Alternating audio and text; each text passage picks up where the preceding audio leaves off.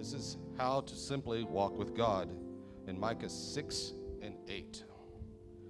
He hath showed thee, O man, and if I put that in my context, I would say, old man, what is good? What is good? And what doth the Lord require of you and of me? But to do justly, to love mercy. That's what he requires. And to walk, have a walk with him, and do it humbly with your God.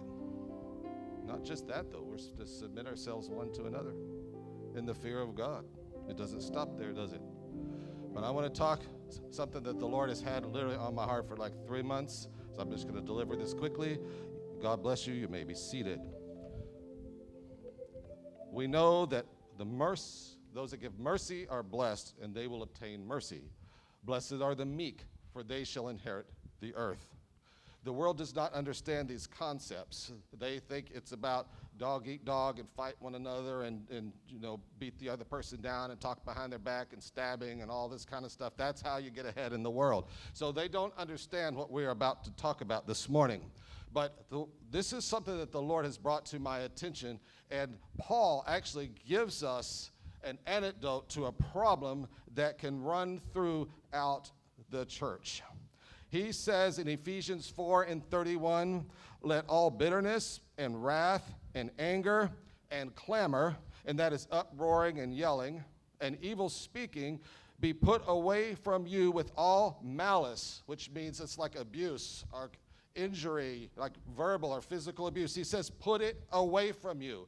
This is a list of things that you tend to see from people that are either hurt, there be a perpetrator or the perpetrated. These are things that we see, that we say people will become bitter. Why? Why do they become bitter? Why do they become angry? Because they don't know how to deal with it. This is why many people, your friends in the earth, are on drugs and on alcohol, because they're trying to deal with the very things that the world says, this is how you fix this problem.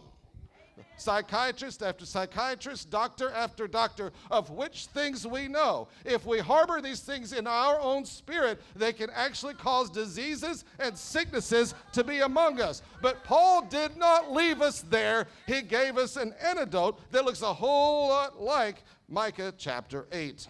He said, now when I say these things, I just want to say this on the side too, that think of your own relationships. Think of what it's like in your own home, in your own marriage, on your job. This is for everywhere you step. It is a walk with God, so we don't leave him at the door of our house or at the door of our job. He walks in with us, and this is how we are supposed to act. Be kind one to another. Do it justly, be kind, be level, be balanced. Don't treat one better than the other because of position.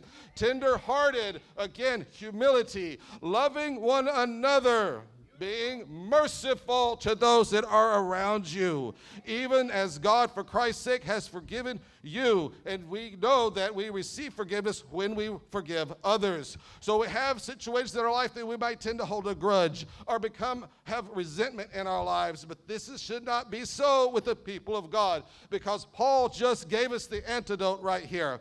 Whether you are the perpetrator or the perpetrated, there's one thing that you need to do is humble yourself before God. You need to do justly and love mercy.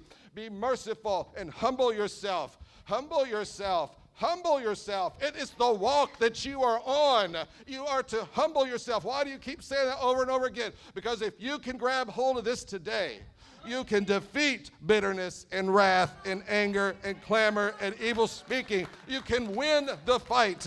How do you know? Give us a verse, Brother Stewart. How do we know that humility will bring healing to my life? I've been hurting for so long. I'm tired of hurting. How do you know? Philippians 2:8 will tell you. And being found in the fashion of a man, he humbled himself and became obedient unto death, even the death of the cross. The path that Jesus took for your and my healing took humility.